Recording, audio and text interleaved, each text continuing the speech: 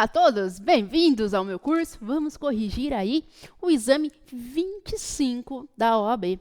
O que será que caiu nesse exame 25? Nós vamos juntos ler o enunciado, vamos encontrar aí as palavras-chave, identificar a peça e montar a estrutura da peça. E o que vocês acham que apareceu aí? Foi fácil, tudo é fácil, tá tudo no VAD. Fiquem tranquilos, vão para a prova tranquilos, que eu vou mostrar isso para vocês. Olha só, vamos lá? Em uma determinada ação indenizatória que tramita na capital do Rio de Janeiro, o promitente comprador de um imóvel, Serafim, pleiteia da promitente vendedora incorporadora X sua condenação ao pagamento de quantias indenizatórias a título de lucros cessantes em razão da demora exacerbada na entrega da unidade imobiliária e danos morais. Todas as provas pertinentes e relevantes dos fatos constitutivos do direito do autor foram carreadas nos autos. Galera, só por esse primeiro parágrafo já dá para a gente identificar que existe uma ação, né, judicial em trâmite. Já foi, então, proposta uma ação. Então, quando você lê isso na sua prova, uma primeira leitura, é possível descartar uma petição inicial. Mas, obviamente, o descarte total somente após a leitura total do enunciado, tá? Na contestação, então me parece que contestação também não é a peça que eu tenho que fazer.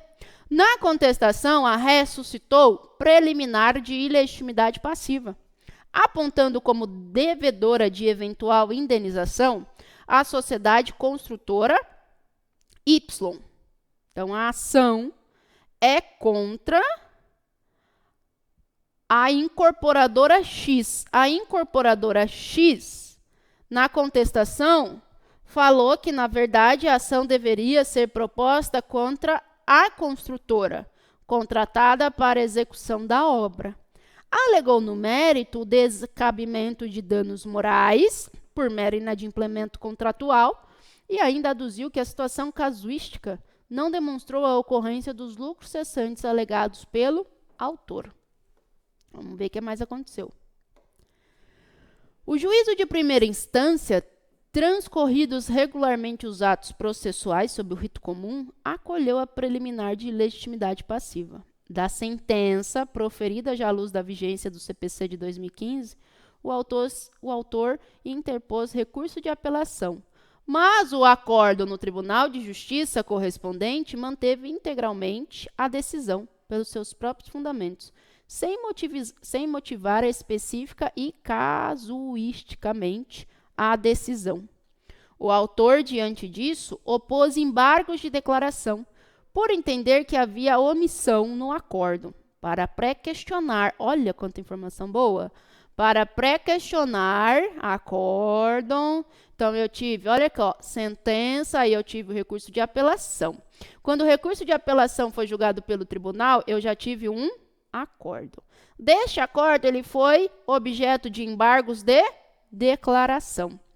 E aí, no julgamento dos embargos, embora tenha enfrentado os dispositivos legais aplicados à espécie, o tribunal negou provimento ao recurso com recurso aos embargos de declaração e também aplicou a multa prevista na lei para a hipótese de embargos meramente protelatórios. Embargos protelatórios, sendo que, na verdade, ele foi para fins de pré-questionamento. Opa, me chamou uma atenção isso também. E aí, olha só. Na qualidade de advogado de Serafim, isso também é importante, indique o meio processual adequado para a tutela integral do seu direito em face do acórdão do tribunal, elaborando a peça processual cabível no caso, excluindo-se a hipótese de novos embargos de declaração, indicando os seus requisitos e fundamentos nos termos da legislação vigente. Observação: a peça deve abranger todos os fundamentos de direito que possam ser utilizados para dar respaldo à pretensão. A simples menção ou transcrição do dispositivo legal não confere pontuação.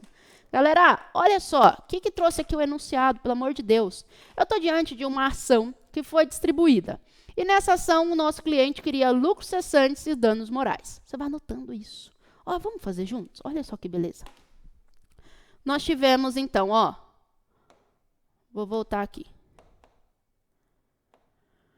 O que o nosso cliente queria? Uma ação que foi contra a incorporadora X, e ele queria condenar a incorporadora X a lucros cessantes e também danos morais. Opa, essa informação é muito importante. Então, eu tive uma ação indenizatória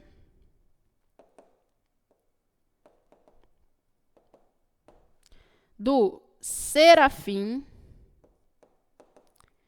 contra quem? A incorporadora X.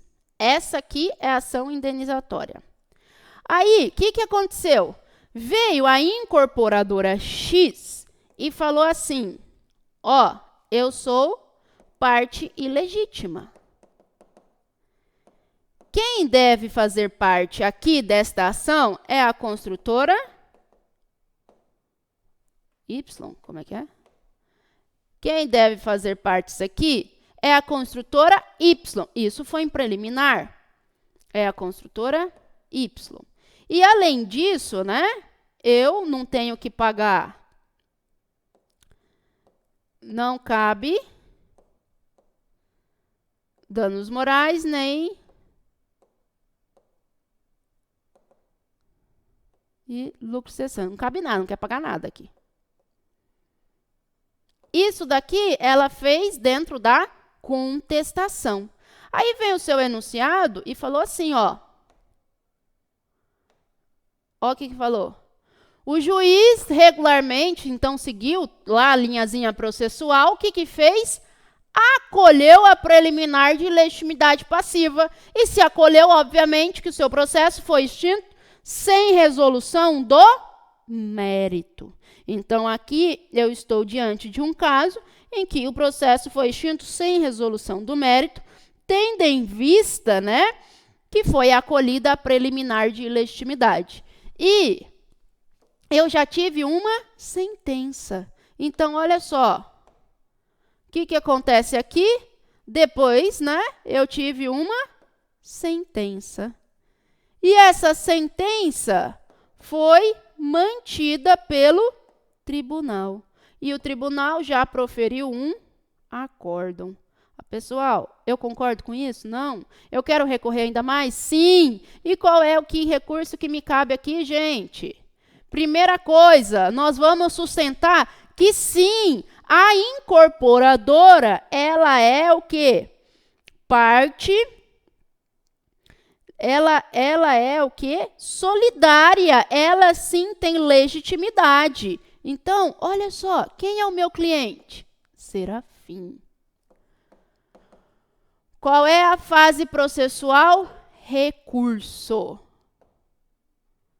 Por que recurso? Eu tive uma petição inicial. Da petição inicial, eu já tive uma contestação. Da contestação, fez-se todos os outros atos processuais. E aí, que vai ser a réplica, obviamente, eu tive uma sentença. E esta sentença falou que a incorporadora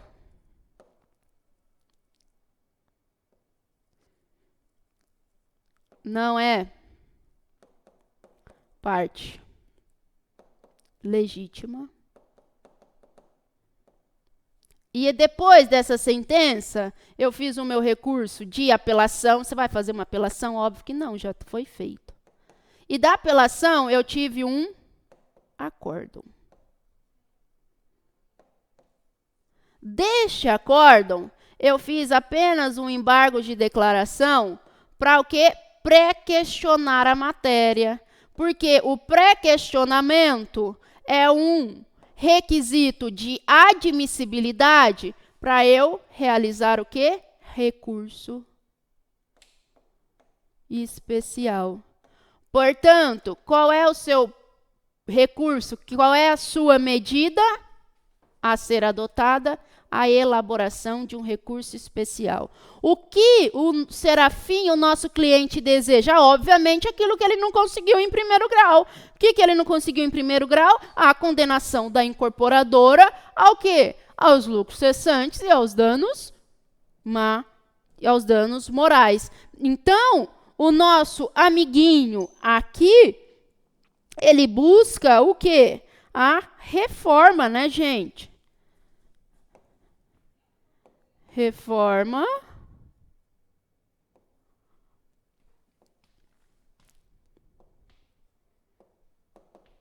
da decisão para condenar a incorporadora. Só que lembre-se que eu estou diante de que eu tive uma extinção sem resolução do mérito. E essa extinção sem resolução do mérito, ela foi o quê?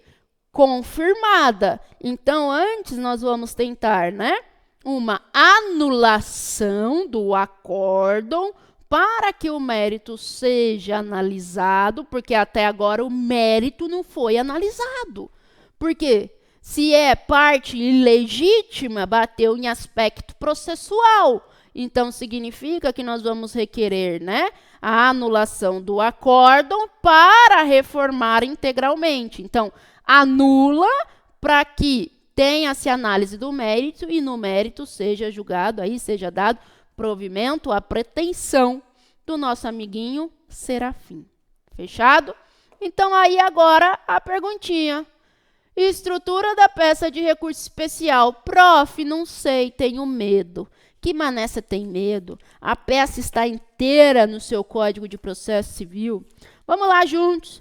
No seu Código de Processo Civil, galera, o artigo que trata de recurso especial e recurso extraordinário é o seu artigo 1029. Só que lembra, tá? O 1029 e seguintes do Código de Processo Civil, que vai abordar o procedimento, a forma como a peça é feita, porque o fundamento mesmo é lá na Constituição.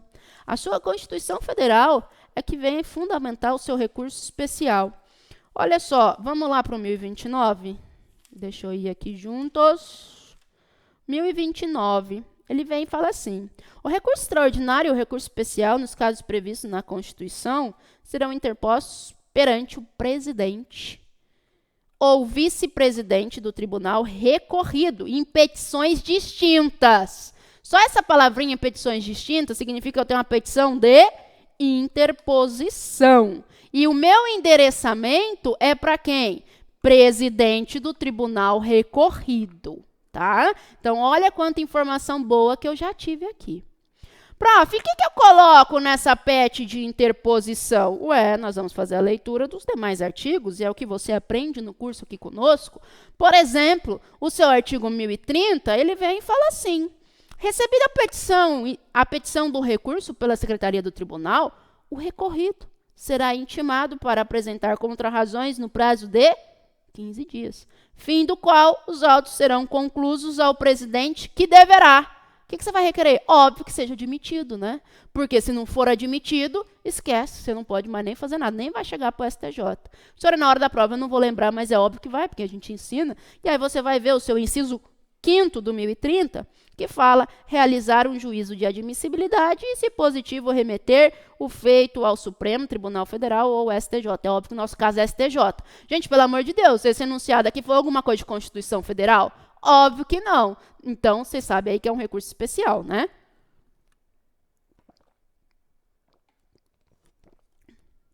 Professora, e aonde que está essa história de que tem que ser o fundamento na Constituição? Vê lá, ó, quem está aqui com vadinho, vai ver o 1029 que manda você ler o 105, inciso 3. E aí, lá no A, você vê que é disposição, quando há infração de disposição de lei infraconstitucional. A lei infraconstitucional são as leis que têm vigência no Brasil inteiro, mas não está na Constituição. Por exemplo, o CPC não se aplica em São Paulo, no Rio, no Brasil inteiro. Então, é infraconstitucional. No seu caso, que se trata aí de incorporação, de construção civil e tudo mais, existe uma lei especial a se tratar, que é a lei número Cadê essa lei, pelo amor de Deus? É a Lei 4.591. Lei 4.591 e 64, mas também foi um dos requisitos, porque eu tenho uma coisa mais ainda forte para tratar aqui. Eu estou diante de uma relação de consumo. Então, a sua tese, você trabalharia aonde? Em relação de consumo. Primeiro, a incorporadora, assim como a construtora, né, existe uma responsabilidade solidária, que eu estou diante de uma cadeia de consumo. Tá? Então, aí já começa a nascer a sua tese. Além disso, nós temos aqui o que? Olha só, o próprio artigo, né, 25, parágrafo 1º, me deixa ainda mais claro isso. E houve aqui o que é uma questão de responsabilidade civil. O nosso cliente não teve a entrega do empreendimento na data. E significa, então, se alguém se compromete a entregar numa data, tem que cumprir. Porque se não cumprir, vai causar prejuízo a outro. Então, aí você vai bater na responsabilidade civil. E eu tenho um outro ponto processual também, principalmente no seu recurso especial, que, olha só, o seu cliente fez o embargo de declaração para fins de pré-questionamento. Entendeu? O tribunal que era protelatório. Está correto isso? É óbvio que não. Porque o Código de Processo Civil autoriza os embargos de declaração para fins de pré-questionamento. Não poderia, de forma alguma, o tribunal aplicar multa para fins aí de embargos protelatórios, porque eu não estou diante de uns embargos protelatórios. Ele tinha um fim, que é o fim de pré-questionamento. Então, isso também nós vamos bater. Tá certo? Vamos montar a nossa peça? Olha como é que é fácil, gente. Recurso especial é super fácil. Primeiro, tem petição de interposição? É óbvio que tem. O seu próprio artigo 1029 vem falar em petições distintas. Então, vai estar grifado no seu código, lá no dia da prova, a palavrinha aí, petições distintas. Porque você vai lembrar que tem aí essa petição de interposição. E nessa petição de interposição, você tem que ter o quê? Um endereçamento. E o seu endereçamento é para o presidente do tribunal. Pelos dados, né, constantes aí no seu enunciado, seria aí o presidente do Tribunal de Justiça do Rio de Janeiro. Né? Então, aqui, presidente do TJ Rio de Janeiro. Professora, coloca assim na prova? Óbvio que não, né? Excelentíssimo senhor, doutor, desembargador, presidente do Tribunal de Justiça do Rio de Janeiro. Tem número de processo? Lógico que tem. Processo, número, 3 pontinhos. No seu preâmbulo, o que nós íamos falar?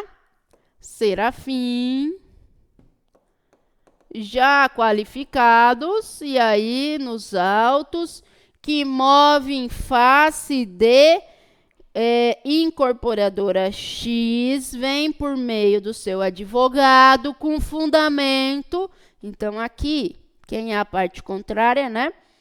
A incorporadora vem por meio do seu advogado com fundamento no artigo 1029 e seguintes do CPC, e não esqueça, e 105, inciso 3º, linha A, da Constituição. Qual que é o nome técnico? Em recurso, o nome técnico é interpor. Recurso especial conforme razões anexas. Porque eu tenho razões de recurso especial que vai para o STJ, né, pessoal? Além disso, né, eu tenho que falar agora ainda, né, no meu ponto relacionado à minha petição de interposição, o que eu tenho no 1030, que é a intimação da parte contrária para apresentar contrarrazões e, na sequência, os autos conclusos ao presidente para que faça o juízo de admissibilidade e, se positivo, remeta-se os autos ao Superior Tribunal de Justiça. Pessoal, olha como que é parafrasear o recurso inteiro.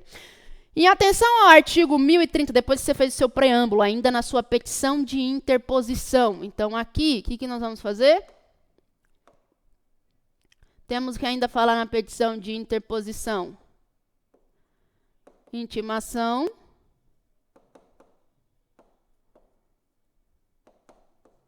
Para contrarrazões.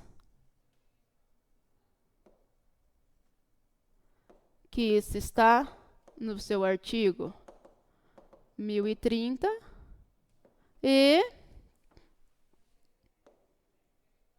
juízo de admissibilidade com remessa ao STJ, que é o que está no seu artigo 1030, inciso 5º do CPC. E aí, nós vamos fechar a nossa pet de interposição. Vou voltar ditando. Pede deferimento, local e data,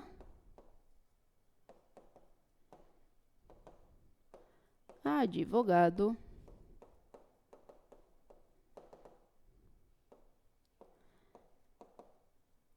OAB. Certo? Olha só, pessoal, depois do seu preâmbulo, que não tem nada aí de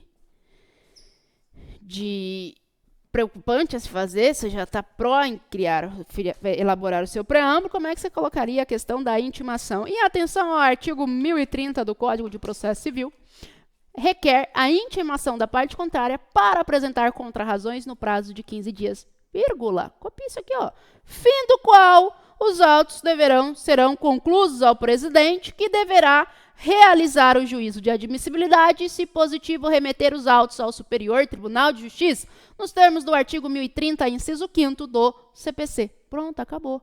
Termos em que pede deferimento, local e data, advogado OAB. Petição de interposição completíssima. Agora a gente trata das razões de recurso especial. Então, aí, a partir da folha número 2 da sua prova, deveria aí o candidato abordar as razões.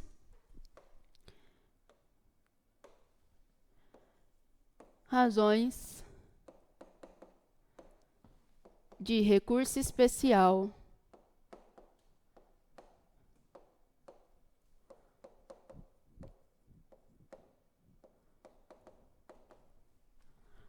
ao Superior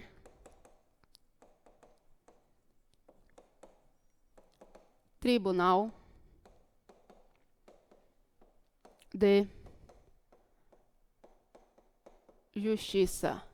E aí, aqui, o que nós temos que falar? Recorrente. No nosso caso, a gente sabe que o recorrente, 2 pontinhos, já sei, vou pôr aqui. Serafim, tudo com letra maiúscula aqui, né? Vocês vão aprender na aula. Recorrido. Incorporadora.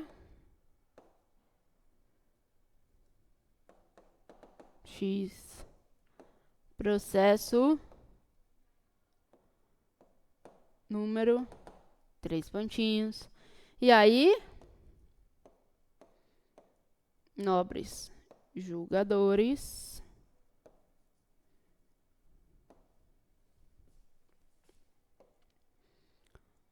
colendo, superior, tribunal de Justiça.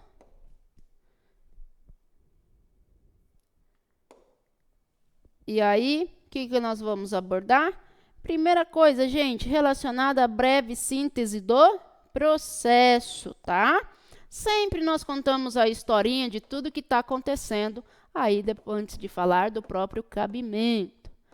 Breve síntese do processo. Aqui deveria o candidato, né, fazer aí em 3 parágrafos, um resumo do enunciado. E o tópico mais importante aqui do seu recurso especial, que chama do cabimento. No cabimento, de qualquer recurso, você tem aqueles pressupostos que se aplicam a todos os recursos. Só que o recurso especial, por ser algo excepcional, ele tem regrinhas a mais de cabimento. Por exemplo, quando eu falo em cabimento, eu tenho que falar em quê? Temos que falar em tempestividade, mas antes disso eu quero falar qual que é o tipo de decisão. Então, aqui eu tenho um acórdão, e de acórdão eu sei que cabe o quê? O recurso, né? Especial, então é um acórdão, que é uma decisão já de última instância, uma decisão pelo órgão colegiado, e aí que o meu recurso cabível é o recurso especial. Isso tem a ver lá com o que diz o seu artigo, pessoal, 996, a respeito de legitimidade e interesse recursal.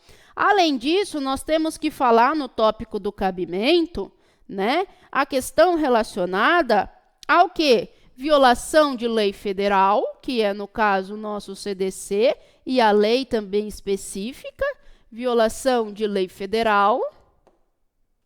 E nós sabemos que, quando eu tenho uma violação de lei federal, o recurso cabível é o meu recurso especial, 105, a linha 3A da CF.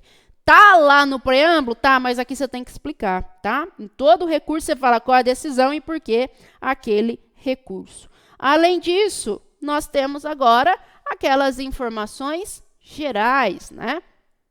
Que é o quê? Tempestividade,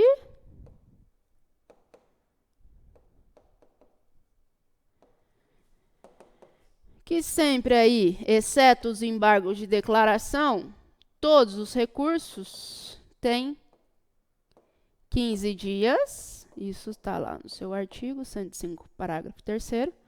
E aí você tem também a questão do preparo, que está lá no seu artigo 1007 do CPC. E nós temos aqui que tratar ainda do quê? De pré-questionamento.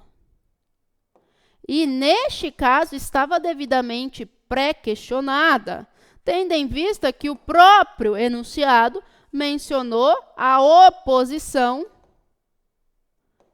de embargos de declaração para fins de pré-questionamento.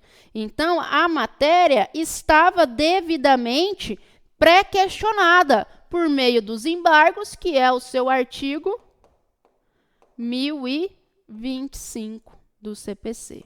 Galera, ó, essa questão do pré-questionamento, nós ensinamos no curso colocar no tópico relacionado ao cabimento, porque é um pressuposto de admissibilidade.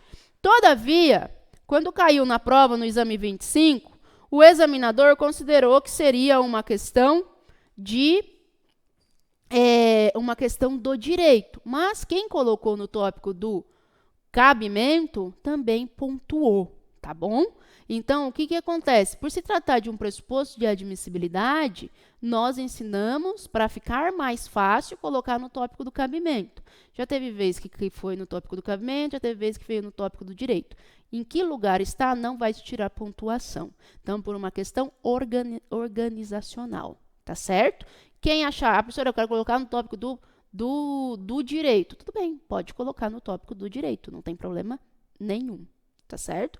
Esse ponto aí do seu pré-questionamento. Mas, obviamente, nós vamos repetir isso no tópico do direito, porque nós precisamos sair da multa aplicada de forma aí protelatória. Então, foi por esta razão que o examinador, para não considerar duas vezes o pressuposto de admissibilidade pré-questionamento, trouxe para o tópico do direito. Porque, portanto, nós vamos, obviamente, tratar novamente do pré-questionamento no tópico do direito para afastar a multa protelatória, tá? Então, quem aí for verificar com o espelho, ver que, olha, aqui está no tópico do direito e não está no tópico do cabimento, é porque, nesse caso específico, afastar a multa protelatória do pré-questionamento era uma questão do direito. Então, para não existir aí repetição, considerou só aqui, tá? Mas, cuidado com isso aí. Lá no dia da prova, lembre sempre de que o recurso especial, o recurso extraordinário, pré-questionamento é requisito de admissibilidade. Então, se colocar no tópico do cabimento, perfeito, tá bom? Pessoal, e agora o nosso do direito, né? No nosso do direito aqui, nós precisamos falar o quê? Ó,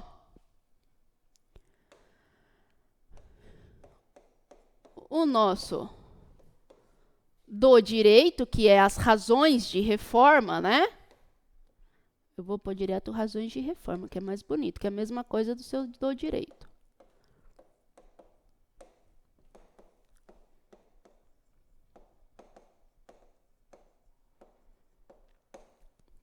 Eu preciso falar nas minhas razões de reforma a questão do que, olha, a incorporadora é sim parte legítima. Então, eu tenho que falar da legitimidade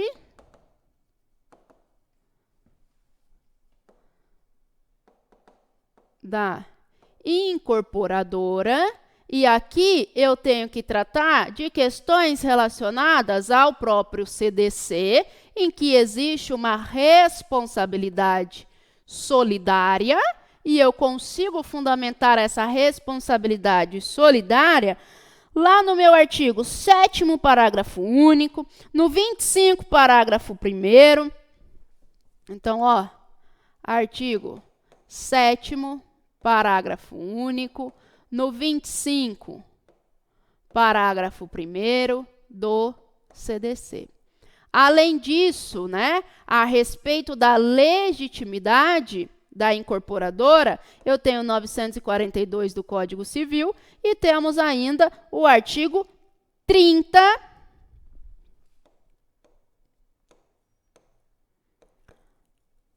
da Lei 4.591 de 64.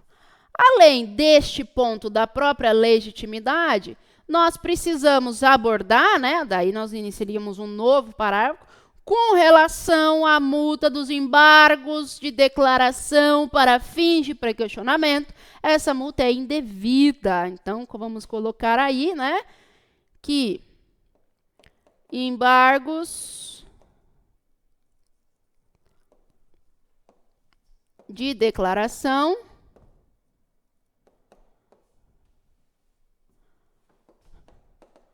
para fins de pré-questionamento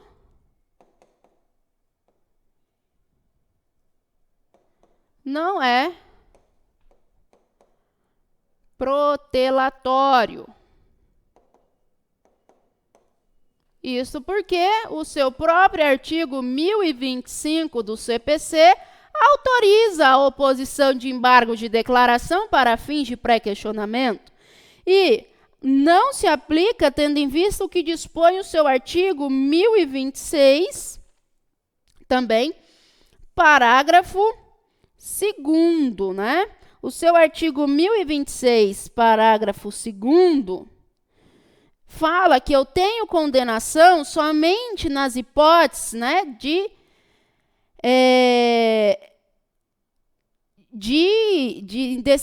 forma fundamentada e, além disso, quando for manifestamente protelatório. E, no caso, eu não tive aí a fundamentação do porquê que foi protelatório. E se eu não tive fundamentação, toda vez em que fala em ausência de fundamentação, de decisão, ou a ausência de fundamentação ainda, né, relacionada à decisão, eu tenho que trabalhar o 489, parágrafo 1º. E, além disso aqui, pessoal, quero chamar a atenção quando eu falo que eu tenho a legitimidade da incorporadora, eu vou ter que demonstrar o quê? Olha, existia aí uma relação contratual, né? Eu tenho um ilícito e, em razão do ilícito, nós vamos ter aqui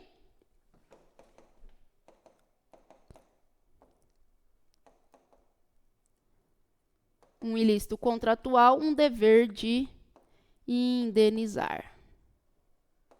Certo? Aqui era a sua tese. Estes eram os dois pontos fundamentais e os dois pontos principais para se tratar nas suas razões de reforma.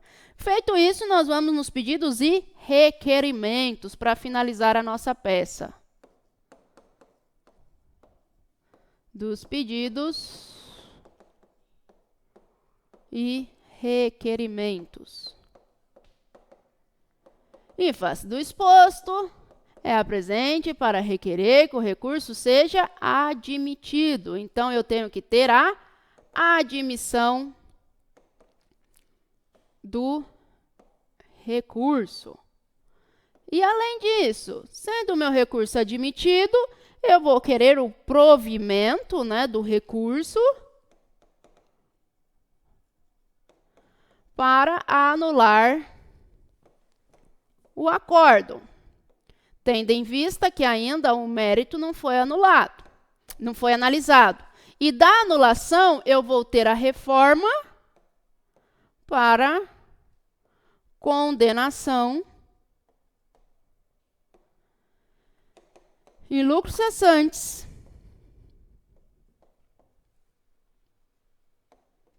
e danos morais. Agora, não sendo este caso, principalmente, né, nós vamos requerer aí um provimento parcial, eventualmente um provimento parcial, se entender que não é caso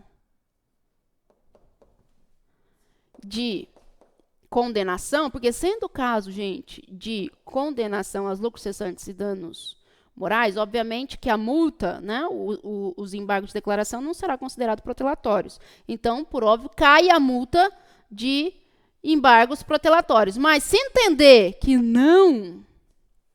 eu não tenho direito aos lucros cessantes e danos morais, eu vou requerer um provimento parcial para afastar a multa aplicada.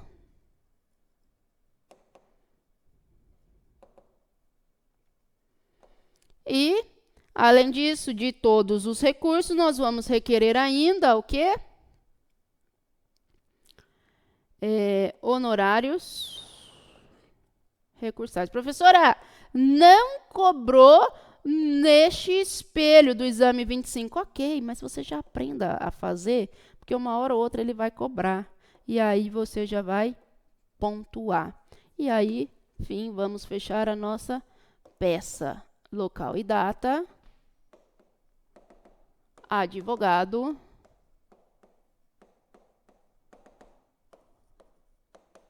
OAB, 3 pontinhos. Pessoal, essa aí foi o seu recurso especial, a parte de razões de reforma bem pesada, porque considerou vários dispositivos, tinha 2 pontos para se atacar, mas vocês vão ver no próximo bloco que as questões foram muito mais tranquilas para se responder, tendo em vista que veio uma peça prático-profissional um pouco mais pesada, mas só pela estrutura da sua peça que está no código, conseguiria uma pontuação bem legal. Vejo vocês aí no nosso próximo bloco.